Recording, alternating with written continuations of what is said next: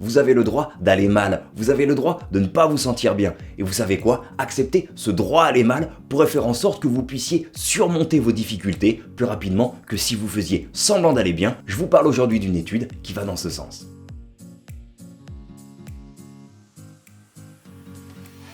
Nous vivons dans une société où la déprime, la mauvaise humeur et la négativité n'ont pas leur place. Pourquoi? Parce qu'il est socialement mal vu d'aller mal. Nous vivons dans un monde où nous sommes tous censés aller bien et vivre une vie idéale, comme nous le montrent si bien les réseaux sociaux, alors que vous le savez sûrement, la réalité est légèrement plus contrastée.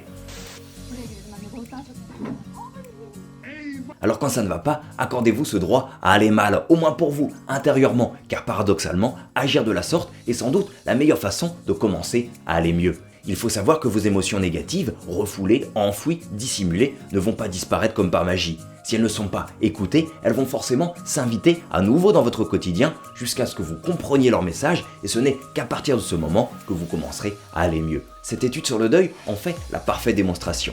Les chercheurs ont constaté que face au décès d'un proche, il y avait globalement deux façons de réagir.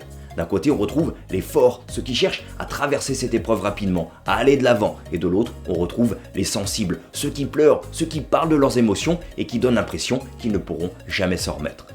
Lorsque l'on observe ces deux groupes, il est légitime de penser que les forts vont mieux s'en sortir que les sensibles. Et pourtant, un an plus tard, cette étude montre que les sensibles se portent globalement mieux que les forts, notamment parce qu'en ayant exprimé et ainsi évacué leur tristesse, ils ont plus facilement réussi à passer à autre chose.